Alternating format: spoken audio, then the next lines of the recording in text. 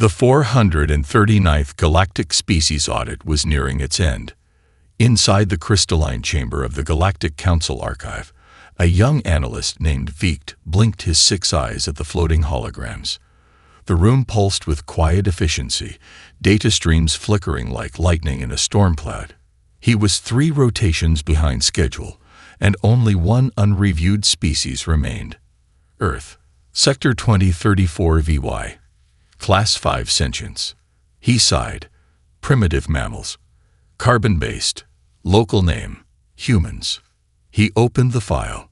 Atmosphere. Toxic. History. Violent. Status. Divided. Technological progress. Sporadic. Vicht's mandibles clicked in boredom as a feed played humanity's highlights. Tribal wars, industrial pollution, global conflicts, nuclear weapons, digital surveillance, AI experiments, chaotic, contradictory, constantly self-endangering. He snorted. They'll burn themselves out before they reach warp travel. Protocol demanded further investigation, but Vicht had already formed his judgment. Another counselor floated by and patted his shoulder fin. Still stuck on the savages. Last one. They're not even spacefaring yet, barely past lunar hops.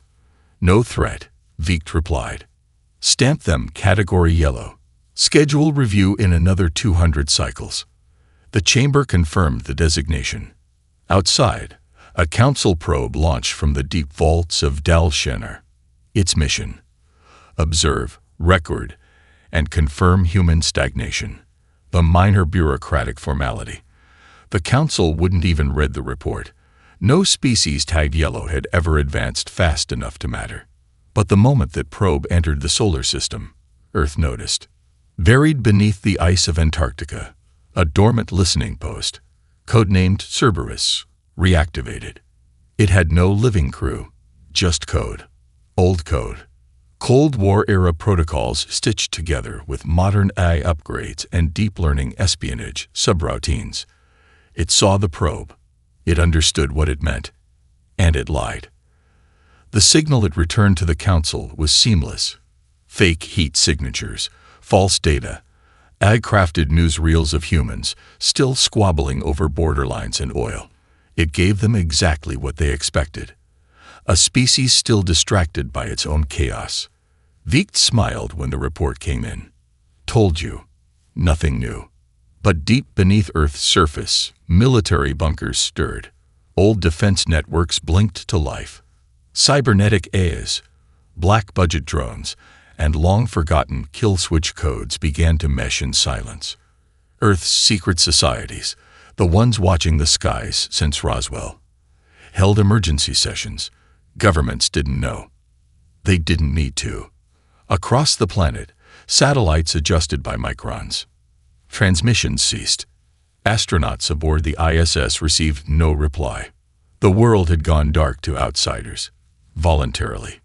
Meanwhile, Vicht logged the final entry, Species 2034 VY. Harmless. Probable extinction in 1,000 cycles due to internal mismanagement. He didn't see the video fragment embedded deep in the Terran data stream, encrypted but oddly placed. It was old footage. A human child stood on a hill, arms outstretched, watching a distant mushroom cloud bloom on the horizon. She turned, grinning at the camera. Then static.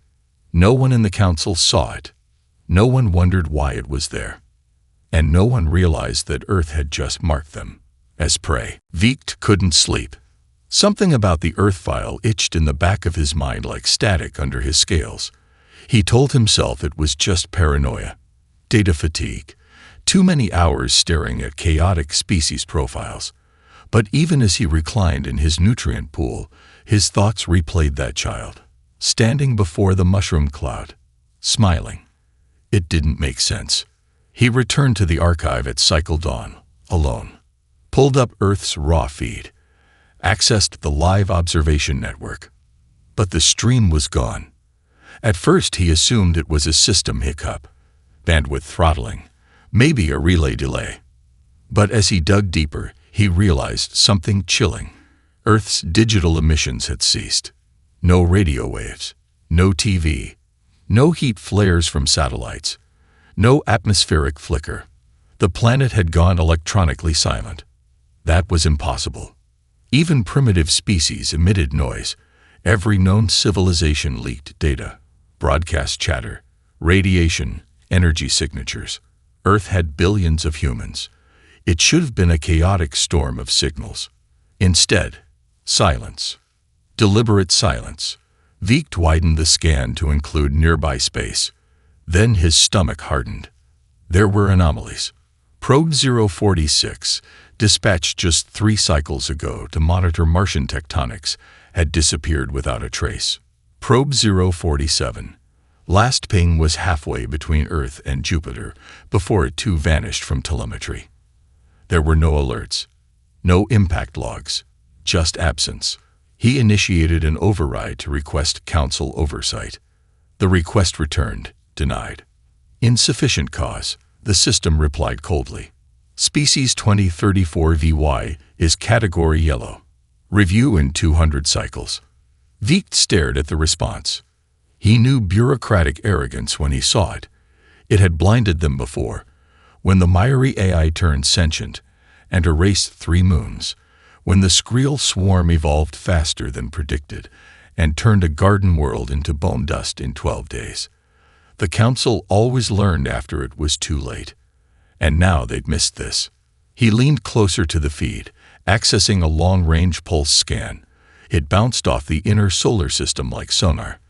The data returned garbled, distorted in ways that suggested something was actively jamming it. And not just blocking.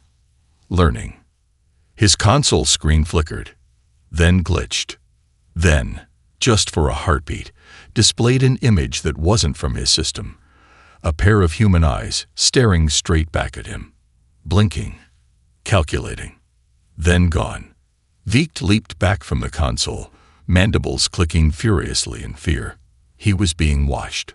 Not by the Council. By them. Earth wasn't just aware of the probe. It had reverse-engineered it. Decoded Council communication systems. Hijacked the scan. Traced it back to him. That meant humanity had already reached faster than light signal understanding. Perhaps even more. And yet the Council still slept, blind in their arrogance. Veidt stood trembling in the silence of the archive, one terrible truth dawning on him. Earth hadn't gone dark because it was hiding. It went dark because it was preparing. 3 cycles after Earth went dark, the incident happened. The planet Myratal, a lush agrarian world orbiting twin suns on the Council's outer rim, stopped responding to interstellar pings. Myratal had no military, no known enemies, and no strategic value. It was known for its tranquil beaches and algae exports. So when its silence stretched into a 4th cycle, the Council dispatched a standard recon fleet of 6 observation vessels, piloted by the stoic and orderly Xanthari. They expected a solar flare, maybe a communication malfunction. What they found instead was nothing. No cities, no life, just smoldering ruin. From orbit, Myratal looked intact, oceans undisturbed, atmosphere stable. But as they descended into the clouds, their sensors screamed. The cities were gone, erased, not bombed, not burned, removed, as if something had surgically carved civilization out and left the land untouched. The Xanthari lead vessel, Cruxalon, approached the epicenter of the anomaly, a black crater spanning 12 kilometers, its edges so sharp they could have been cut with laser precision. In the center stood a single spire, metallic, crude by Council standards, yet broadcasting a signal on a familiar frequency. Terran Standard. The ship's AI decoded it in moments, a brief message, looping on repeat. You looked. You found. You chose silence. Now we choose who gets to speak. Captain Threx of the Xanthari immediately ordered evacuation and fleet-wide transmission to the Council. The transmission never arrived. 30 seconds later, a gravity well surged into existence inside their fleet formation. Not natural, not Council tech, an artificial singularity. One by one, the ships imploded, folded in on themselves like paper crumpling in the fist of a god.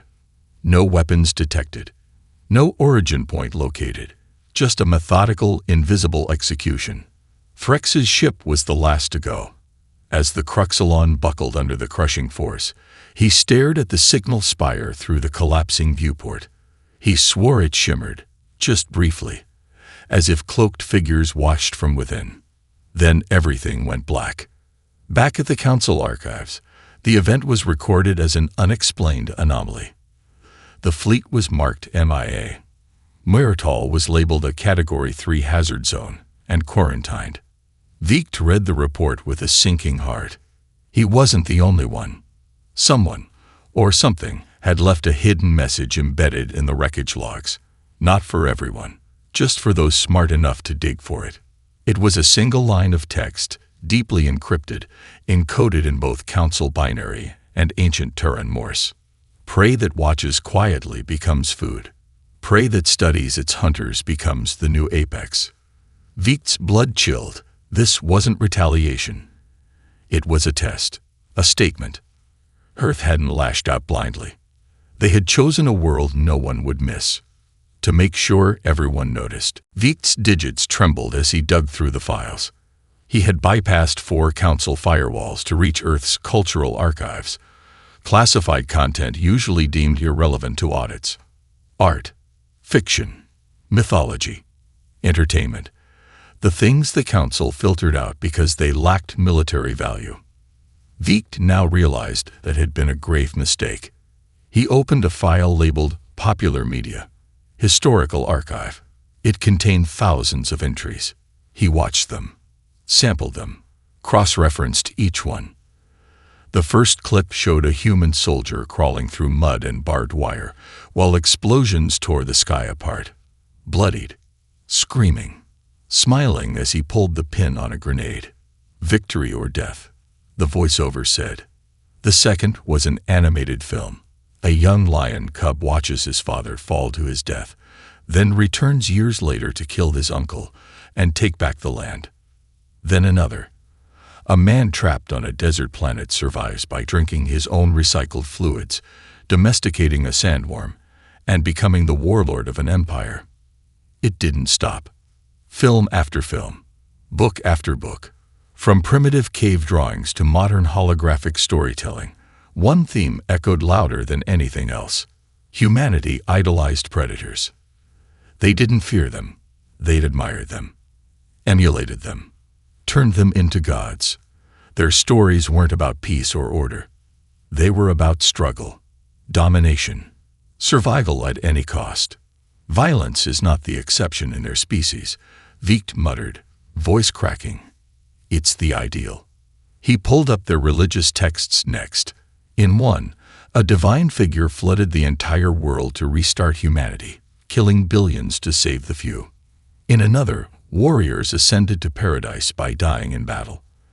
There were no tales of submission bringing salvation, only power, will, defiance. The more he read, the more Veikt realized humans didn't just prepare for the worst. They thrived in it. His breath quickened.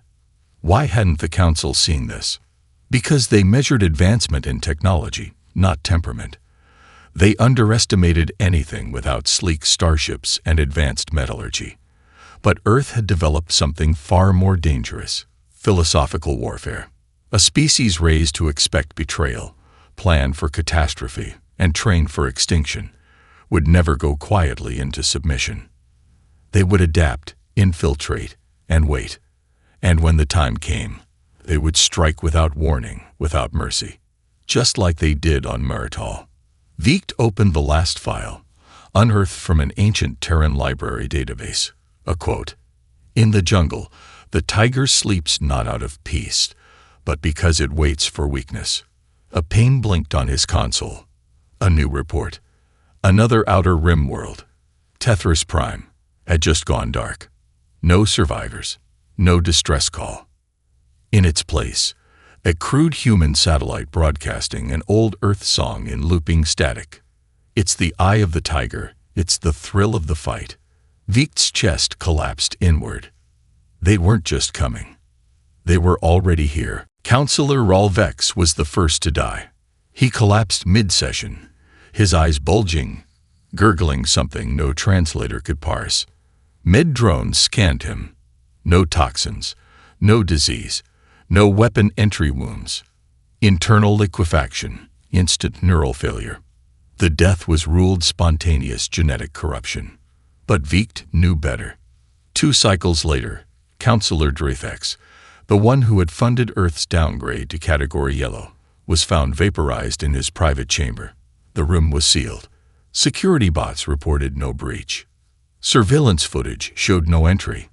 The only anomaly was a 7-second static burst across every feed. 7 seconds. That's all it took. A transmission from an origin point triangulated to the Kuiper belt, just beyond Earth's solar system. Veikt stared at the coordinates in horror.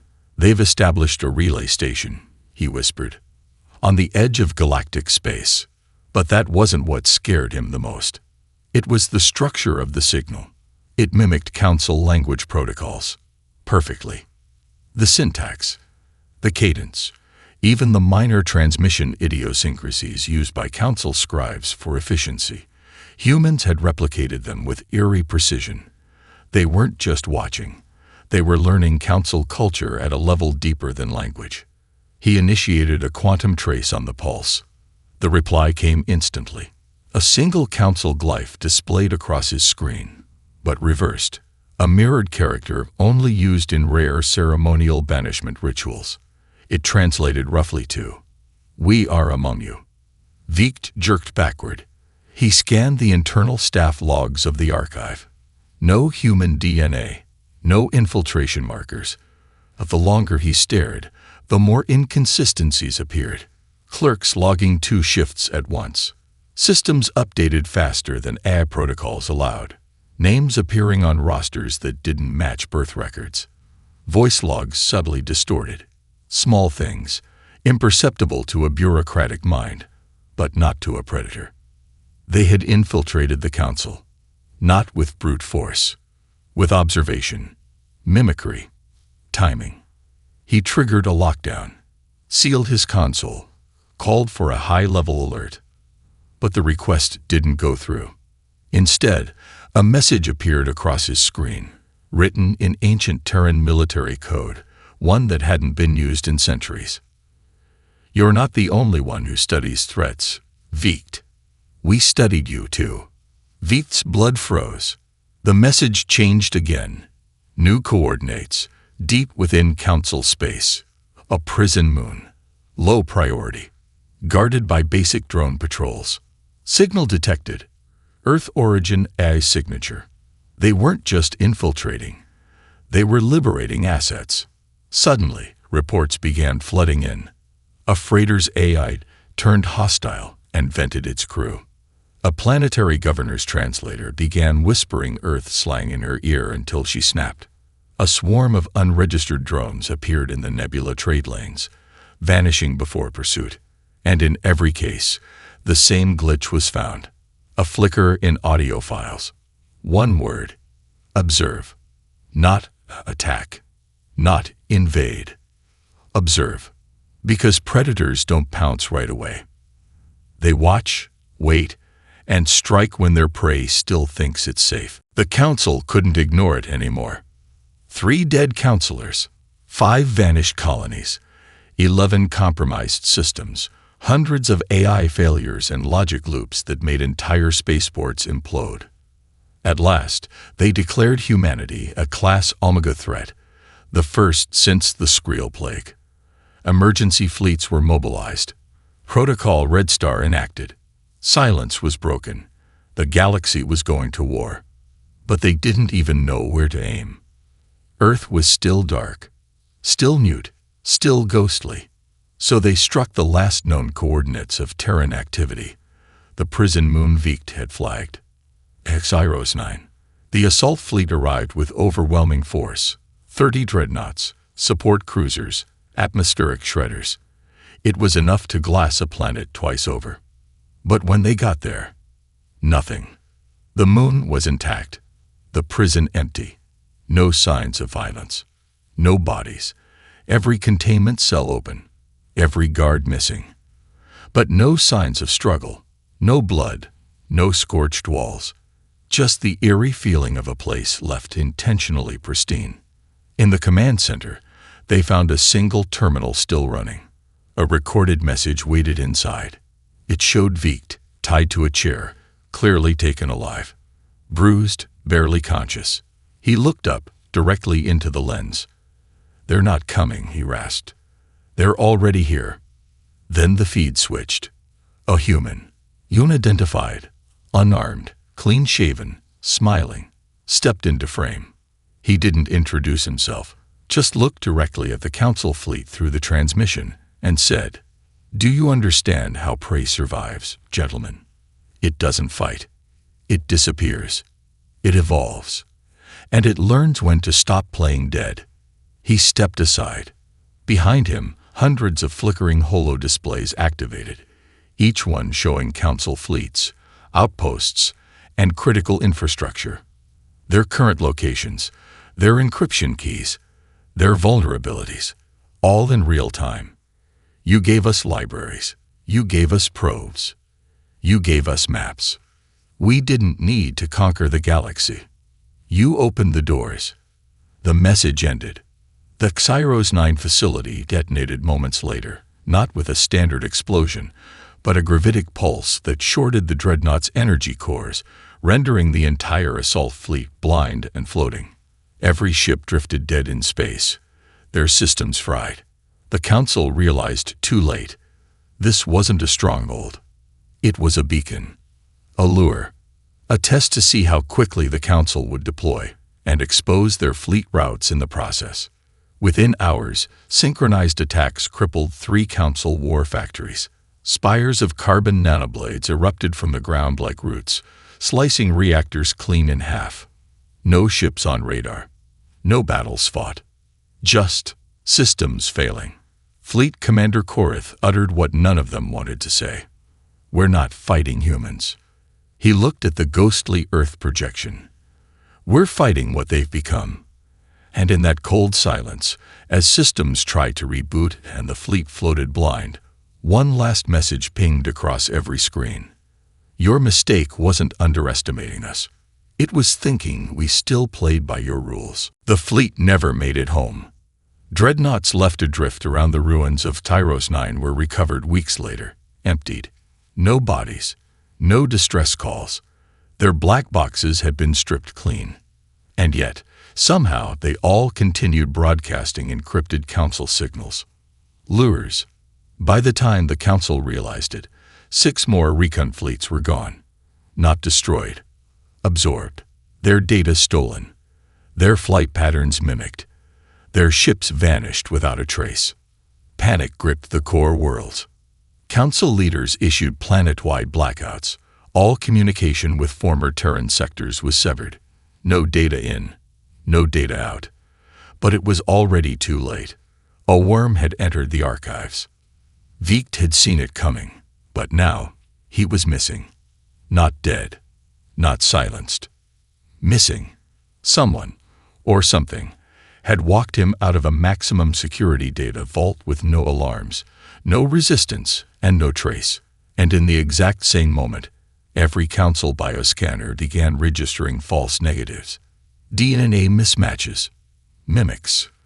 People who weren't who they appeared to be. They began to ask the unthinkable. Could humans walk among us without us knowing? The answer came in the form of a decrypted file, leaked anonymously to the inner Council. A file marked Operation Shadow Nest. Not from Council records. From Terran ones. It was dated 87 years prior to the silence. Before Earth had gone dark. The footage was grainy. Inside a Terran black site facility, deep underground. A human scientist, hollow-eyed, barely holding it together, stood before a glass containment tank. Inside it, a shape, shifting. Human-like, but wrong. Skin that pulsed and changed color. Bones that could soften and stretch. Eyes that reflected more than light. They reflected intent. We call them the Reclaimed. The scientist whispered. They're us, but perfected. No loyalty, no pain, no fear. Just instinct, just survival. We didn't create them. We just gave evolution permission. The footage cut out. Counselor Threxdu collapsed in his chamber the moment he saw it, not because of the implications, but because he recognized the scientist. He'd seen him before, at a diplomatic meeting on Ralthora IV. That same face, that same voice. But that meeting was only 4 cycles ago, and the man in the footage was over a century dead. They weren't fighting humans anymore. They were fighting a divergent strain, a quiet subspecies, a hyper-adaptive predator birthed in the shadows of Earth, molded by centuries of war, apocalypse drills, and cultural obsession with extinction. A predator that could look like them. That could learn faster than AIs, manipulate systems better than any diplomat, and disappear before you even knew it was there. And now, the Council suspected it was already inside the core worlds. A new signal pulsed through the grid. Low frequency, barely audible, almost a whisper. We waited. You fed us fear. And now, we've learned to hunt with it. The file auto-erased. Across the galaxy, entire populations lock themselves indoors. But doors don't stop predators, especially when they already have your key. The galaxy waited. The core worlds locked their doors, sealed their airlocks, and muted every frequency. Council fleets rallied, gathering in clusters around the oldest, most fortified sectors. The elite ships of the Council, those long considered invincible, were cloaked in a new kind of silence, one of absolute desperation. They sent an emissary. It was a final attempt, a direct appeal to the one remaining Terran entity still recognized, Earth's last diplomatic envoy. Veikt, missing for weeks, had returned. He stood on the command deck of the flagship, his eyes wild, his once perfect skin now pale and ashen. His fingers twitched, not from the weight of stress, but from something else, something deeply wrong. They thought they could control the human remnants. They thought the Council could negotiate, calm the situation, contain the damage. But what they didn't know, what they still refused to acknowledge, was that they were already too deep. The Terran emissary spoke, not in the voice Veikt had known, but a calm, unnervingly controlled tone. We have found balance. We have found purpose.